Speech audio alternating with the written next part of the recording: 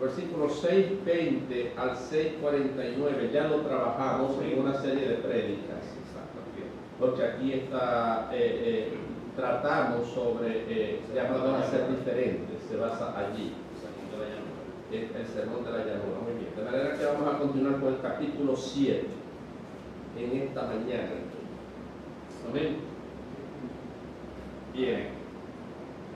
Aquí vamos a notar un cambio bastante interesante, porque en todas las narrativas que habíamos estado leyendo y analizando, al Señor o lo llaman o lo mandan a buscar, al Señor lo llaman, le mandan los fariseos,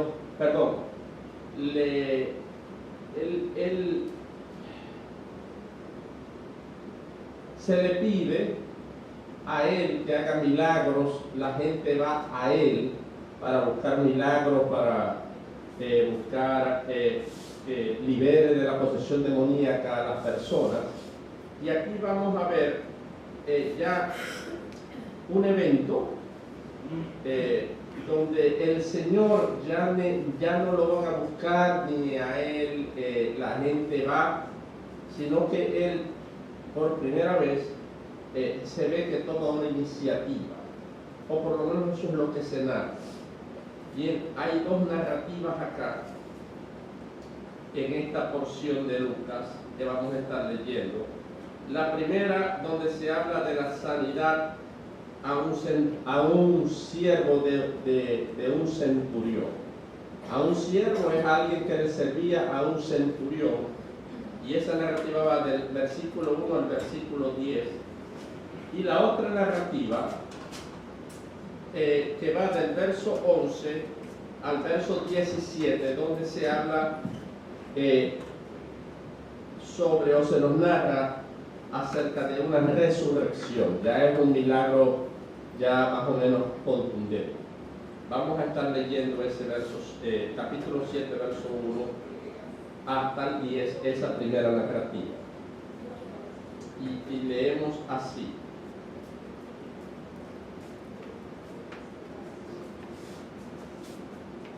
Bien, leemos así. Después que hubo terminado todas estas palabras, todas sus palabras al pueblo que le oía, entró en Capernaum. Entró en Capernaum. Amados hermanos, si pueden ver ahí un momentito en el mapa, nos vamos a dar cuenta que el ministerio de Jesús en este tiempo que hemos estado hablando se lleva a cabo alrededor del lago de Genesaret, que es este. El Señor llega acá a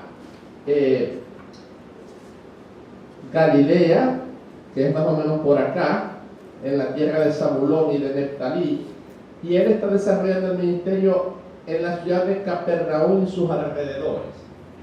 El sermón de la montaña ha debido tomar lugar justamente en las montañas que quedan en este sector, ¿verdad? Él allí desciende al valle y ahí da ese sermón de la llanura, y luego nos dice la Escritura que después de esto entró en Capernaum. Capernaum es una ciudad que queda justo aquí, al norte del lago de Genesaret.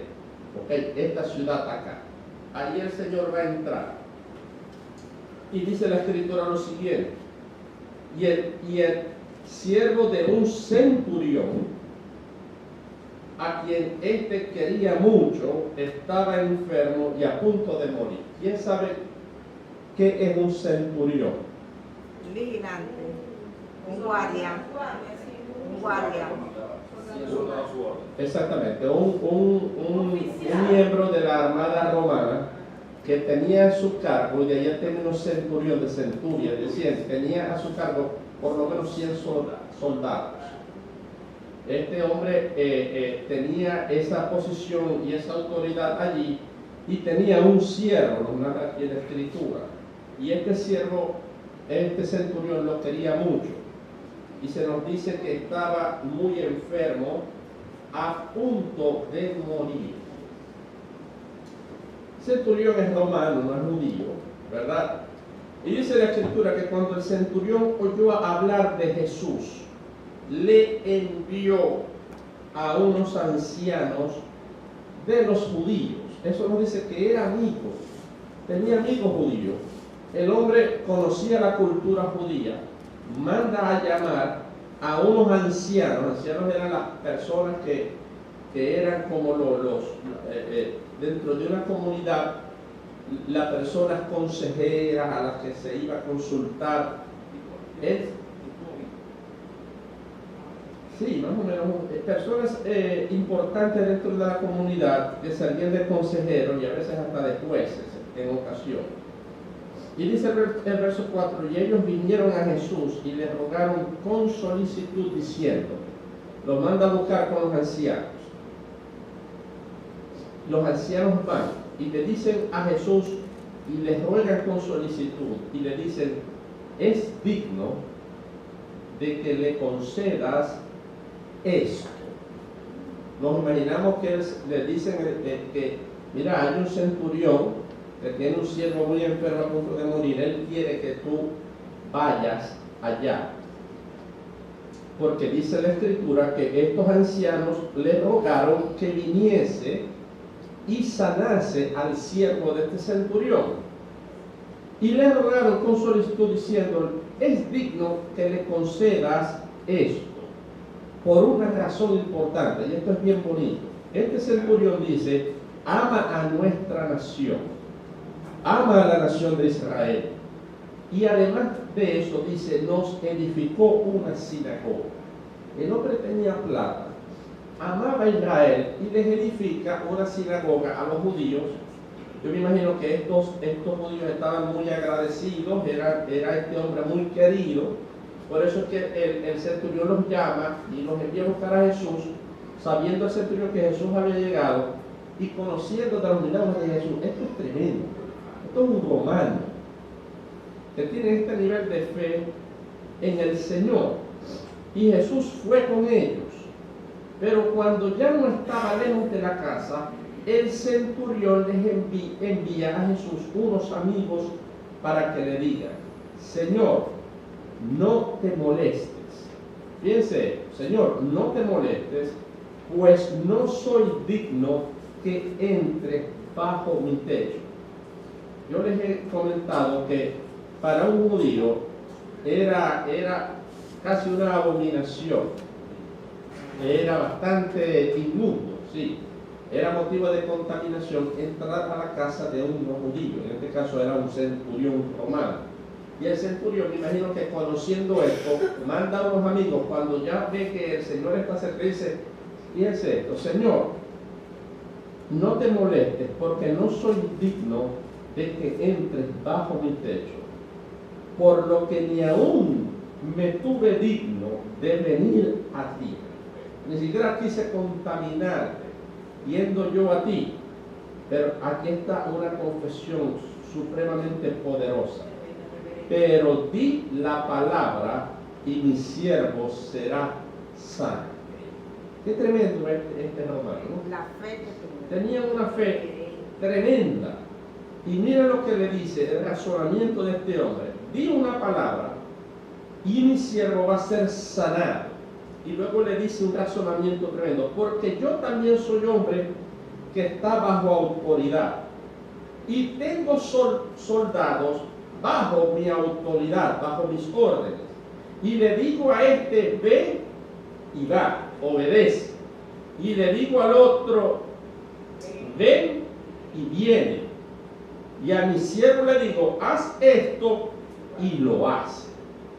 Si yo reconozco que tú eres todo, o sea, que tienes poder, ¿verdad? Que tienes autoridad sobre los problemas humanos. No es necesario que venga. Como tú tienes poder y todo se sujeta a ti, yo sé que con decir una palabra, mi siervo se va a sanar.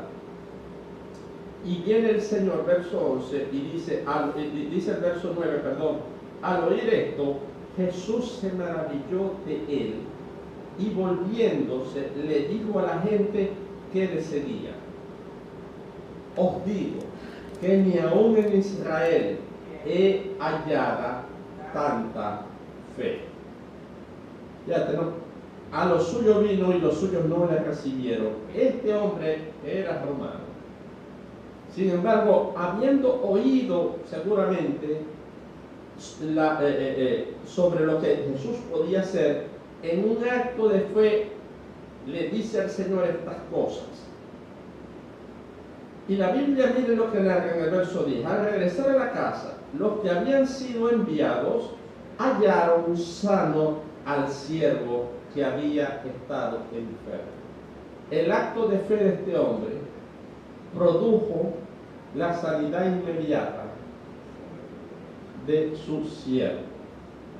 El acto de fe del hombre, seguramente Jesús, siendo impactado por esto, la Biblia no lo dice, pero seguramente les dijo: vengan tranquilos, que ya el siervo de ese centurión va a estar sanado. No lo narra la Biblia.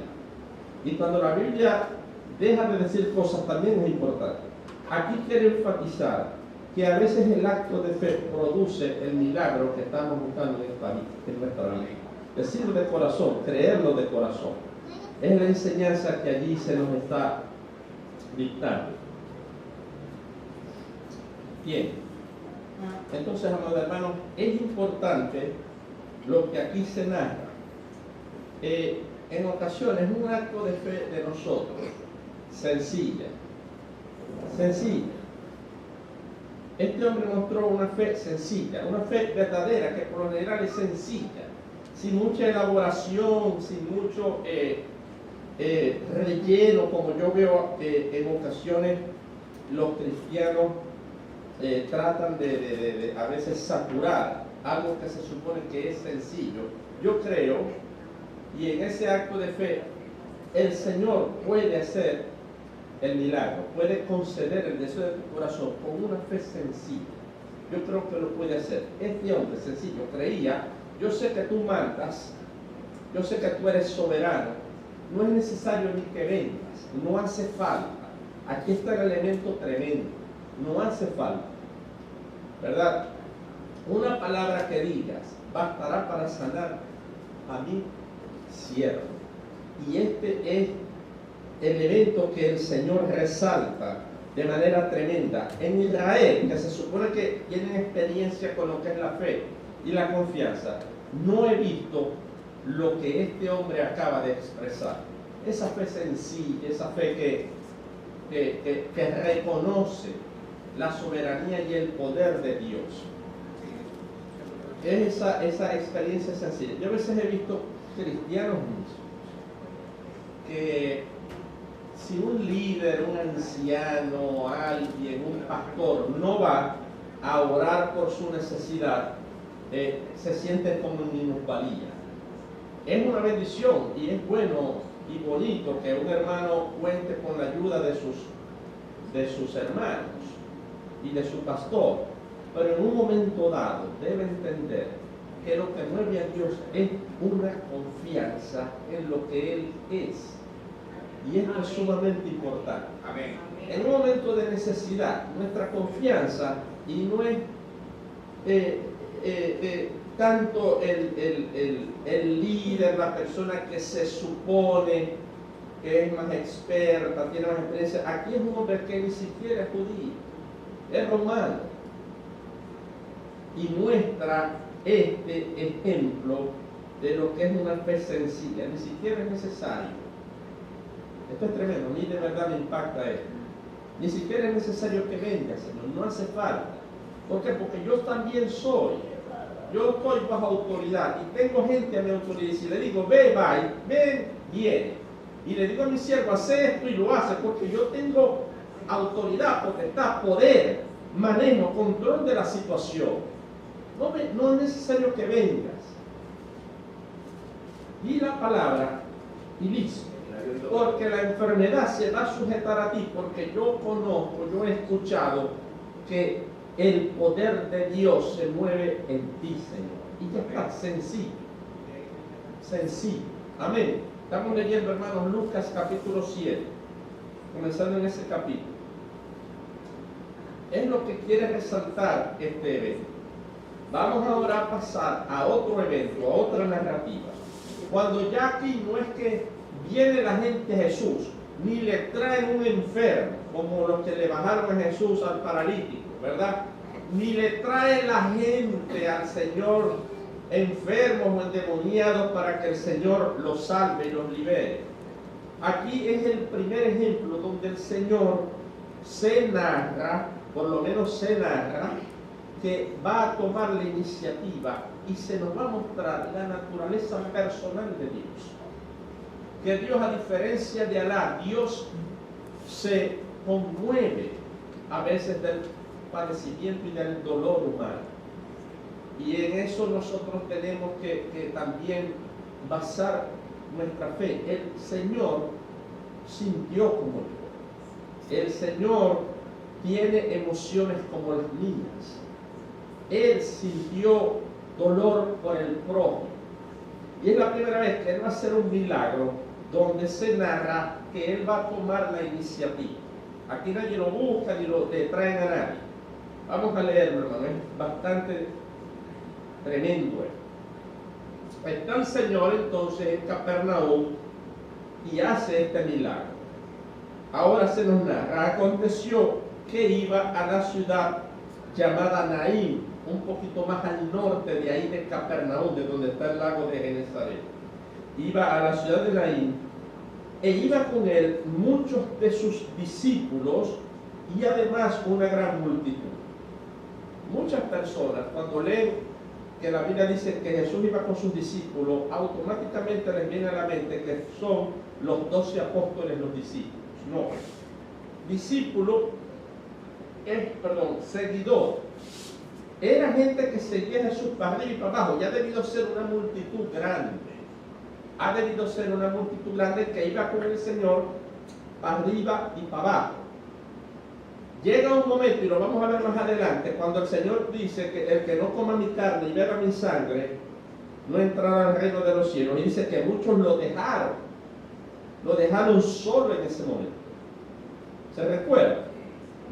Y le dice luego a los que parece que quedaron, a los 12, a los discípulos que llaman a los 12, los apóstoles, y ustedes también, ¿se quieren ir? No, es cuando Pedro le dice, hijo, ¿cuándo vamos a coger si solo tú tienes palabras de vida eterna? Pero el Señor lo sigue a mucha multitud. Y seguramente después de este evento muchos se fueron y vinieron otros, o se regresaron. Por lo que narra la Escritura, los que estuvieron con él a la entrada de Jerusalén, los que le acompañaron en la crucifixión, los dos del camino a Emaús, ¿se recuerdan? Seguro estuvieron con el Señor ahí. Vamos a leer más adelante. Entonces aconteció después que iba a la ciudad que se llamaba Naín, e iban con él muchos de sus discípulos y además una gran multitud. Estos eran los que estaban allí del montón momentáneo. ¿Ok? Y cuando llegó cerca de la puerta de la ciudad, he aquí que llevaban a enterrar a un difunto. Y este difunto era el hijo único de su madre, la cual además era viuda. Esta señora perdió al esposo y ahora pierde al único hijo. Eso es quedar en la ruina en esta cultura. Es quedar listo, sin nadie, a expensas de la misericordia de la cultura judía que manda a tomar cuidado de las viudas. Y me imagino que aquí es viuda y además se le había muerto el único hijo. Él no tenía más nada. Imagínense ustedes el llanto y el dolor de esta mujer que ha debido ser evidente. Versículo 13. Y esto me fascina. Y cuando el Señor la vio, se compadeció de ella. El Señor ve el sufrimiento de esta mujer y el Señor siente dolor por esa mujer. Y eso habla de un Dios que siente como nosotros, entiende el dolor del otro y lo mueve al Señor eso a actuar con toda seguridad. Y este pasaje se usa para prédicas evangelísticas bonitas. El Señor sabe cuando estamos pasando por un dolor fuerte. El Señor sabe cuando estamos atravesando por un valle de sombras. Con toda seguridad, el Señor, estando en el cielo, sigue compadeciéndose de aquel que sufre. Por eso es que en un pasaje de Romanos dice que en tiempo de angustia te escuché y en tiempo de necesidad te ayudé. Y luego añade, pero hoy es el día agradable, hoy es el día de tu salvación. Yo estoy seguro que a la madre no cristiana que sufre, que llora, el Señor le pide a Dios, el Señor la ayuda. A la persona que sufre, a la madre que tiene un problema, y a veces hasta sin creer, sin conocer a Dios, se arrodilla y le dice, Dios, ayúdame. El Señor, yo creo eso, en su misericordia la ayuda. Pero eso no significa que esa persona sea salva.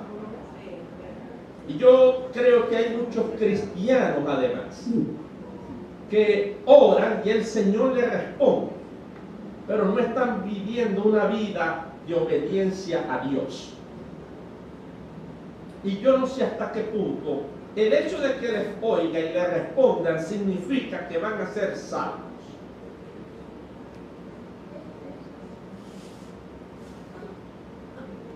En un hospital en estos días, no si yo oro y el Señor me oye y me concede, amén, pero tú conoces al Señor. No, habéis leído la Biblia, no. Entonces, ya uno de allí deriva que no conoce, que tiene que ser limpiado sus pecados, que tiene que arrepentirse y lo más importante, amados hermanos, que no debe seguir pecando. Amén. Hay cristianos que pecan, y los conozco, y pecan, y oran, y Dios les responde. Pero continúan pecando, y Dios les sigue respondiendo. Pero Él quiere que llegue el día que de verdad sean salvos. El que hace milagro, ya lo dice la Escritura. En aquel día muchos vendrán a mí diciendo, Señor, Señor, en tu nombre hice milagros, sané enfermos, mas yo les diré, nunca os conocí. Ese pasaje es fuerte, hermanos. Esto no es juego. Esto no es juego. Una fe chucuta no salva. Yo estoy convencido de eso, porque yo por la Biblia veo que Dios no es alcahueta. Estamos en la gracia y hay una misericordia especial en virtud de lo que hizo Jesús por el ser humano. Pero Dios sigue siendo santo y a Dios sigue aborreciendo el pecado. ¿Estamos de acuerdo con la Escritura? Entonces hay cristianos que vienen a las iglesias y escuchan y oran y Dios los oye, pero cuando van a la casa actúan como no cristianos. Y si se autojustifican porque yo oro, me arrodillo, diezmo, voy para la iglesia todos los domingos, hermano, eso no te salva. No es suficiente. Te salva es creer, pero no solo creer. Te salva es confiar, pero no solo creer y confiar. Te salva es creer como para confiar y obedecer. Y yo siempre pongo el ejemplo, creo que no lo he dicho en ninguna prédica, lo voy a decir ahora. La salvación es como llevar a tu hijo o hija a un médico cuando está enfermo. Tú llevas a tu hijo o a tu hija al médico, pero la llevar al médico, porque creéis que ese médico es bueno y la puede curar. Ahora, ¿eso la cura? ¿Creer que el médico la puede curar? No. Tenéis que creer que el médico es bueno y confiar de que las medicinas que le puso son efectivas y no van a envenenar a tu hijo, sino que los va a sanar. Ahora, confiar en que la medicina es buena y el hombre sabe, ¿eso sana a tu hijo? No. Tenéis que creer, confiar, pero tenéis que entonces darle la cucharada cada 6 horas y la pastilla cada 8 horas. Si obedecéis lo que dice el récipe, entonces sí se va a curar. La salvación es igual. Podéis creer en Dios, pero eso no te salva. Podéis creer y confiar en Dios y eso no te salva.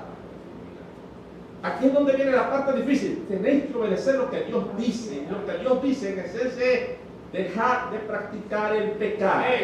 Porque si seguís practicando el pecado, conmigo no hay comunión. Porque lo dice claro la Escritura. El que confiesa su pecado y se aparta. Y yo puedo confesar el pecado 1000 veces y darme contra la pared. Yo sí, voy para la iglesia, ahora sí. Pero lo sigo haciendo. No voy a alcanzar misericordia del Señor. Y no voy a ir al cielo. Me voy a ir al infierno. Y cuando me muero y me despierte, voy a estar delante del trono blanco y ahí no hay nada que hacer. Eso es lo que dice la Biblia. No es una lógica humana, eso es lo que dice la Biblia. Parece rudo. Hermano, gracias a Dios que estamos en la gracia y Dios es misericordioso de manera especial por cuanto Cristo vive. Pero Dios no es alcahueta, Dios no tolera el pecado, no lo tolera. La desobediencia no le tolera, porque te destruye a ti y destruye a los que están alrededor tuyo. El pecado es un cáncer, es una lepra, simboliza la lepra. Te destruye a ti y destruye a tus hijos, destruye a tu esposo, destruye a tus amigos, a tu vecino. Eso hace macuar el pecado. Por eso es que el odio de Dios al pecado. Y por eso hay que obedecer, aborrecer el pecado y dejarlo de practicar. Porque si estáis creyendo que por venir aquí los domingos y los sábados al estudio y los miércoles a la oración te va a salvar, estáis listos, no te va, eso no te salva. Eso demuestra que crees y que confías. Pero si no obedeces, no se te va a quitar la fiebre, la enfermedad, la infección. Amén. Amén. Esto tenemos que tenerlo claro. El Señor le duele. El Espíritu Santo se contrita. Y llega un momento que se obstina, en mi opinión, si seguís pecando y te deja. Yo creo eso. Cuando te arrepientas y vuelve a ti y se va a preocupar de manera especial de jalarte la oreja y de ponerte cristiano en situaciones para que finalmente te arrepintáis y le obedezcáis como Él manda. El Señor ve el sufrimiento humano. Y dice que cuando el Señor la vio, se compadeció de ella y le dijo, no llores. Tremendo. Mija, calmate, no llores. Yo me imagino a la mujer diciéndole, vos estáis loco. Yo estoy viuda y ese que va ahí es el único hijo que yo tengo. ¿Cómo me vas a decir que no llore? Y acercándose, viene el Señor, no llores. Se acercó y dice la Biblia que tocó el féretro y la traducción correcta es que lo agarró como para pararlo, lo aferró como para detenerlo. Y claro, yo me imagino que la gente que llevaba el féretro se detuvo cuando sintió que lo estaban deteniendo. Parar. Esto es tremendo. Yo me imagino que se pararon, pusieron el féretro abajo y el Señor le dijo a ese muchacho que estaba muerto. Yo me imagino a la mamá. ¿Usted se imagina a la mamá? O sea, me está desbaratando el entierro del hijo mío. ¿Qué es esto? Y el Señor mira al joven y dice, joven, a ti te digo, levántate.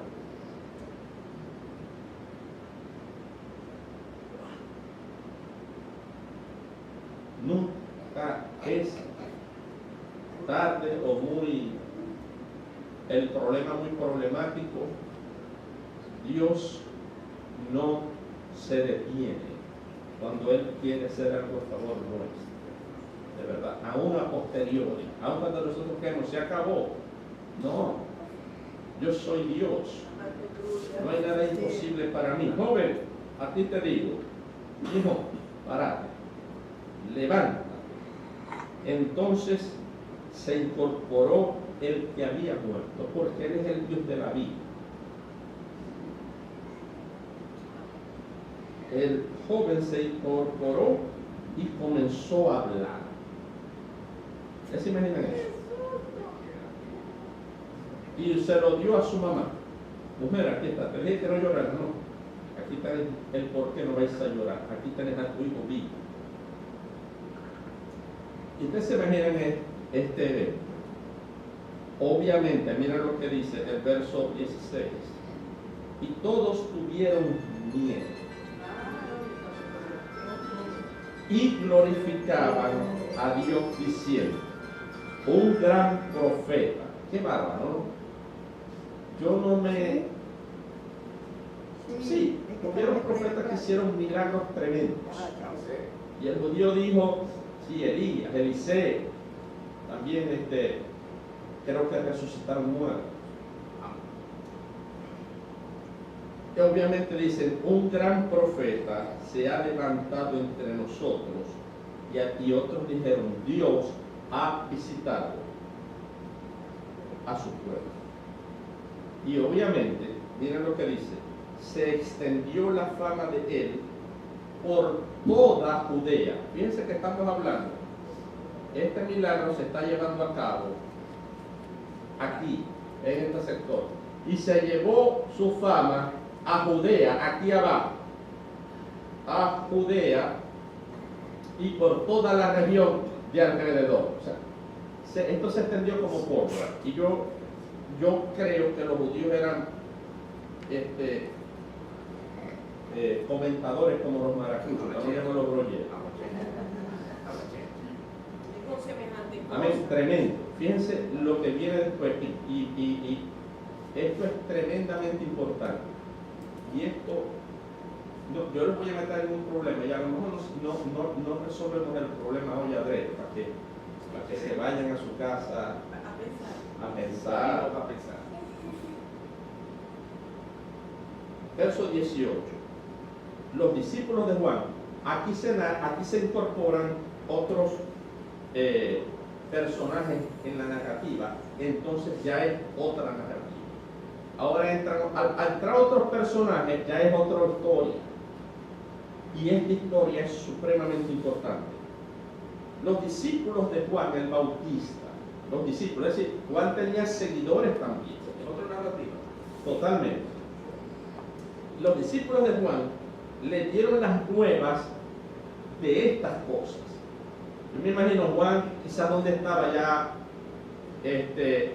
bueno, Juan ha debido de estar acá con bastantes problemas, ¿verdad?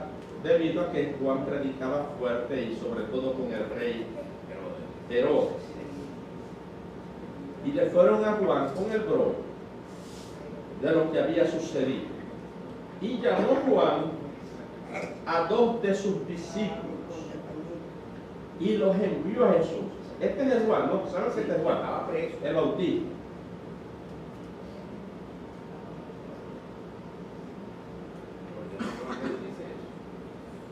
Okay. Y envió Jesús a Jesús. Es probable que esté preso acá Juan. Pero aquí no lo han agarrado nunca aún. Otro evangelio lo dice y no he estudiado la secuencia, de manera que es posible que Juan Bautista acá esté preso. Y los envió a Jesús, a dos discípulos, para hacerle a Jesús una pregunta. Y esto es muy interesante. Juan fue el que lo bautizó, ¿verdad? Amén. Juan oyó la voz del cielo que decía, este es mi hijo amado, el que tiene complacencia. Juan vio a la paloma descender sobre él. Amén. Juan en dos ocasiones dijo, he ahí el Cordero de Dios. Y después lo vio y dijo, he ahí el Cordero de Dios que quita el pecado del mundo. Dice Cordero de Dios dos veces. En una dice, he ahí el Cordero. Y luego, he ahí el Cordero que quita el pecado del mundo. Esto habla sobre algo que yo voy a predicar basado los dos corderos y las dos fiestas. Porque Juan en una vez le dice, ella es el Cordero de Dios, punto. Y en otra ocasión dice, ella es el Cordero de Dios que quita el pecado del mundo. Hay una razón para eso. Pero de eso voy a predicar en otra ocasión, supremamente importante. El hombre ve esto, y ¿sabes qué le manda a preguntar Juan con estos dos discípulos?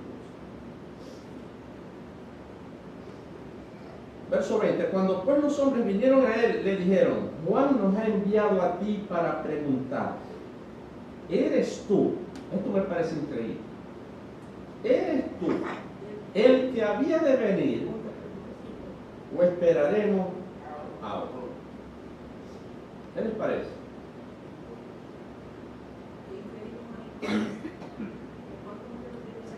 ¿Será que Juan dudó? Entonces, no, se echó para atrás Juan. ¿Qué sucede aquí con Juan? Con todo y los profetas que fue Juan, y que Dios lo apartó para esa función, Juan parece ser que no comprendía la función del Mesías. O probablemente no lo vio más. Y ahora le vinieron a decir estas cosas, y Juan se asegura de que ese era el mismo Jesús que él había bautizado. Pero la pregunta es interesante. Miren lo que hace Jesús, y esto es supremamente importante, de verdad, muy importante. Mira, manda a decir Juan, soy vos el que había de venir. ¿Quién es el que había de venir? El Mesías. El Mesías. Recuérdense que Juan enfatiza el hecho de que Jesús es el Mesías, que no quepa duda. Por eso es que narra y retoma la profecía de Malaquías. Por eso es que comienza hablando del nacimiento del profeta que Malaquías dijo que había de venir para anunciar el Mesías. Porque esta es una seguridad de Dios. Para que no venga alguien engañando, diciendo que yo soy el Mesías y haciendo alguna forma de truco, ¿verdad? Sustentado por el enemigo para engañar. Yo les voy a dar una prueba, les voy a decir exactamente lo que va a hacer, pero para ponerlo más difícil, voy a enviar a un profeta que anuncie su venida primero. Una doble verificación. Amén. Cuando le dicen eso, miren lo que hace el Señor. En esa misma hora, es decir, ahí mismito, el Señor sanó, miren la secuencia, sanó a muchos de enfermedades y plagas y de espíritus malos, y a muchos ciegos le dio la vista. ¿Qué está mostrándole a las personas? Lo que dice Isaías 61, que él leyó, que era la evidencia de que él en efecto era el Mesías, ¿verdad? Quitará vista a los ciegos, sanará a los afligidos, libertará a los cautivos, anunciará las buenas nuevas. ¿Se recuerdan de Isaías 61? Que yo les dije que lo deben escribir, imprimir y ponerlo en el cuarto, en el baño, con plástico al frente de la regadera, que no se les olvide, porque ese es el núcleo del mesianato del Mesías. O sea, le está mostrando, le está bien, sanó enfermo, abrió, le dio vista a los ciegos, echó fuera demonios. Y le responde Jesús, verso 22, y le dice, y haced saber a Juan lo que habéis visto y oído. Los ciegos ven, los cojos andan, los leprosos son limpiados, los sordos oyen, los muertos son resucitados, y falta una de las pruebas, y a los pobres les es anunciado el Evangelio. Amén. Lo que dijo Isaías, anunciará las buenas nuevas a los pobres, ¿verdad? El Espíritu de Jehová está sobre mí, me ha ungido Jehová para, ¿verdad? Anunciar buenas nuevas a los pobres, dar vista a los ciegos, sanidad a los enfermos, a proclamar libertad a los cautivos y a poner en libertad a los oprimidos. Tremendo. Y eso es lo que le dice a Juan, a los enviados de Juan, mire lo que está pasando. Y añade el 23. Bienaventurado es aquel que no halle tropiezo en mí. Tremendo, ¿no? Cuando se fueron los mensajeros de Juan, comenzó a decir de Juan a la gente lo siguiente: ¿qué salisteis a ver al desierto? Una caña sacudida por el viento. ¿Mas qué salisteis a ver? A un hombre cubierto de vestiduras delicadas. Los que tienen vestiduras delicadas y viven en deleite, en los palacios de los reyes están. Entonces, ¿qué saliste a ver? ¿A un profeta? Sí, os digo, más que un profeta. Y aquí hay una cosa supremamente importante también, hermano. De este es que está escrito: he aquí envío mi mensajero delante de tu faz, el cual preparará tu camino delante de ti. Esto es lo que termina el Antiguo Testamento con Malaquías, citando Malaquías. Este. O sea, más prueba que esa Jesús no podía dar. Y además os digo que entre los nacidos de mujer, esto es profundo, hermano. Esto es, hermano, ¿cuántos cristianos hay aquí que han creído, confiado y obedecido en el Señor? Al Señor. 1, 2, 3, 4. Tronco, vamos a reafirmar como José Gregorio y todos ustedes. La hermana por allá. Hermano, esto es motivo de gozo lo que viene. Os digo que entre los nacidos de mujer no hay mayor profeta que Juan el Bautista. O sea, el profeta más grande. Y no hizo un milagro, Juan. Uno diría, bueno, el profeta más grande es Elías, Eliseo. Ahí sí hay, ¿verdad? Moisés. Uno esperaría esto. O sea, lo que uno menos esperaría es que el Señor dijera que Juan el Bautista es el más grande de todos los profetas que han nacido de mujer. ¿Y qué hizo? ¿Están viendo, hermanos? Atención a esto.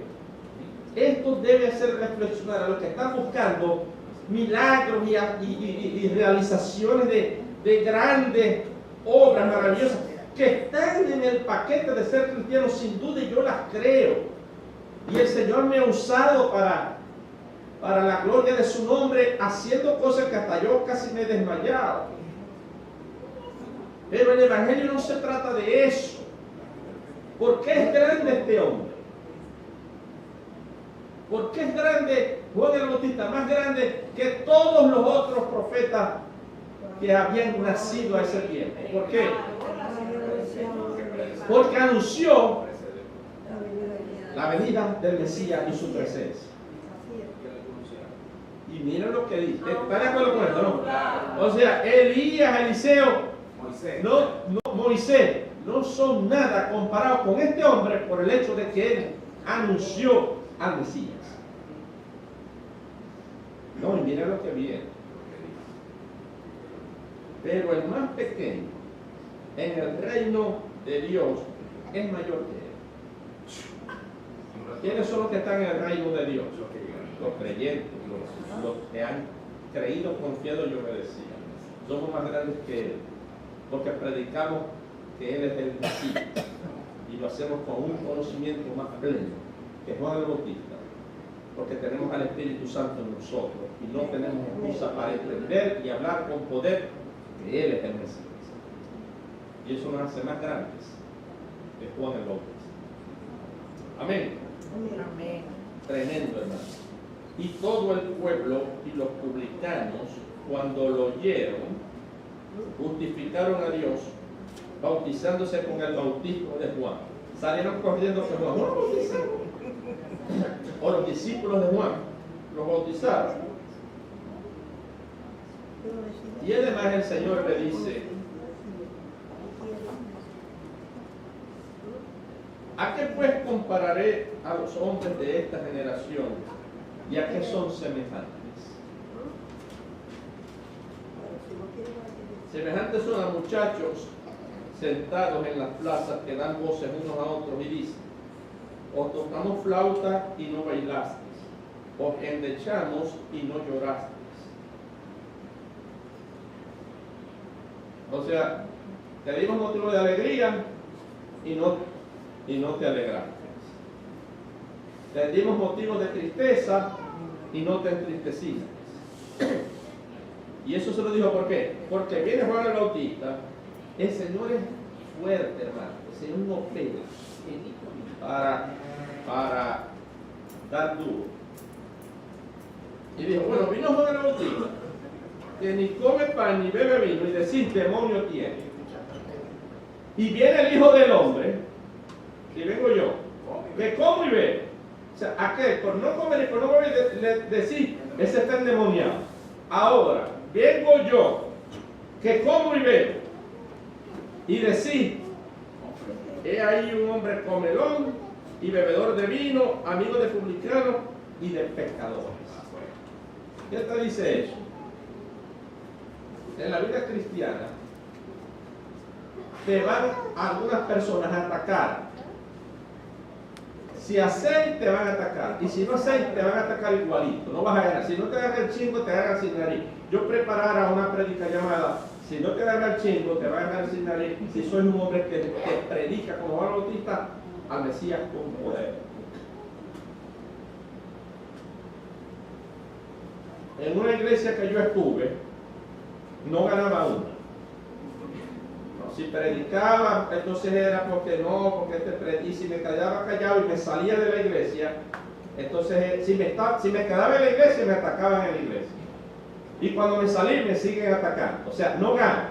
O sea, querían que me vaya y por estar me atacaban. Ya me fui. Ahora me atacan igualito porque me fui. El cristiano verdadero, o lo agarra el chico o lo agarra sin nariz. Y yo le doy gloria a Dios. Amén. Porque con los ciegos no, por lo general no vas a ganar ni ganar. Vas a perder siempre. Es interesante el anexo de esta narrativa, ¿no? Hablando de Juan el Bautista. Toma ocasión para denunciar eso. O sea, con ustedes criticones, nadie puede ganar una. Vino Juan y no comía ni bebía y le dijiste: este endemoniado. Y vengo yo, que como y bebo, y me decís: borracho, rumbero, amigo de depravado y de pecadores. Mas la sabiduría, con eso se termina, es justificada por todos sus hijos. Ese es un dicho. Reina Valera, no se entiende lo que aquí dice. ¿Quién entiende eso? La justicia es justificada por sus hijos. No lo vas a entender. Reina Valera es terrible traduciendo modismos. No se preocupa. Literal. ¿Cómo dice Dios habla hoy? Pero la sabiduría de Dios se demuestra por todos sus resultados. Amén. Ahí está. La sabiduría de Dios habla por sí sola. Por los frutos los conoceréis. Punto y va. Principio importante. Amén. Vamos a dejarlo, amados hermanos, hasta aquí. Creo que allí termina la narrativa. Sí. Entonces tenemos aquí tres narrativas importantes. ¿Qué sucedía con Juan el Bautista? Probablemente estaba esperando al Mesías libertador de los enemigos de Israel. Parece que Juan el Bautista tampoco le puso mucha atención a la segunda función del Mesías, que estaba involucrada en su primera venida. Que él venía era a libertar a los cautivos, a morir por los enemigos, para libertarnos de los enemigos que de verdad azotan al ser humano, el pecado. Amén. Creo que no veía eso Juan, aún Juan. Pero nosotros, los creyentes que leen Biblia, saben que él vino primero a eso. Amén. A dar la más importante buena noticia. No se les olvide eso. ¿Cuál es la mejor buena noticia? Para que evangelicen los que van a los hospitales. La buena noticia del Evangelio. Dios te puede hacer libre del vicio, de las drogas, de la pornografía. Dios te puede hacer libre de la esclavitud al pecado, a la mentira, al odio, al rencor. Tremenda buena noticia. Dios te puede hacer libre verdaderamente de todas las cosas. ¿Cuánta gente no va y gasta un realero en psicólogos, los famosos de Hollywood, en clínicas de desintoxicación, y lo que duran es un mes. Ahí está Whitney Houston y el otro, y el Michael Jackson, muerto, tenían todos los millones, Elvis Presley. El único que te hace libre de eso es Cristo, punto y basta. Porque Él es Dios que te transforma y te hace nacer de nuevo y te regenera. Sí se puede dejar de decir mentiras, sí se puede dejar de estar estando constantemente amargado y con mentalidad negativa, sí se puede. Sí se puede vivir en paz con tu familia, sí se puede. ¿Se puede o no se puede? Claro que se puede. Claro que se puede. Sí se puede ser ejemplo para otros, para que otros vean, Cristo de verdad obra milagros. Porque si no lo hace, ¿sabes qué van a decir? Yo no voy para la iglesia, pues para ser como vos prefiero estar mundano. ¿Qué va ahí hipócritamente? Y cuando venís peor que cuando fui. ¿Es o no es? Así es. Amén, hermanos. Amén. Y esto no se lo digo yo, ay, porque es el santo. Eso va para mí primero. Pero yo he querido, y yo creo que el Señor me ha asistido a superar las esclavitudes que yo tenía en mi vida. Y ahora me la llevo bien con todos, y si el diablo no fuera tan malo, hasta con el diablo a uno le pudiese predicar para ese tiempo. Pero tipo, como ve la pena, es más malo que la maldad. Depende, porque no la manera se parece en Sí, ya veo. Muy bien, hermano, vamos a dejarlo hasta aquí. Que el Señor nos bendiga a todos.